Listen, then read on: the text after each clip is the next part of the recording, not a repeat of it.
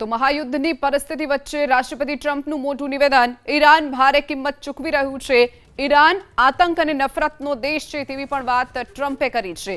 ઈરાને America પર મોટો આરોપ લગાવ્યો છે।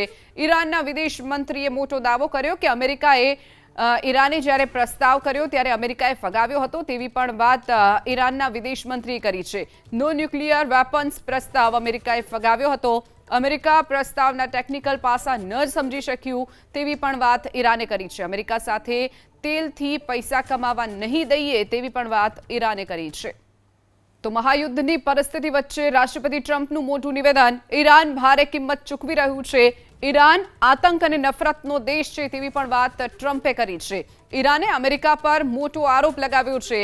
ઈરાનના વિદેશ મંત્રીએ મોટો દાવો કર્યો કે ઈરાને જ્યારે પ્રસ્તાવ કર્યો ત્યારે અમેરિકાએ ફગાવ્યો હતો તેવી પણ વાત ઈરાનના વિદેશ મંત્રીએ કરી છે।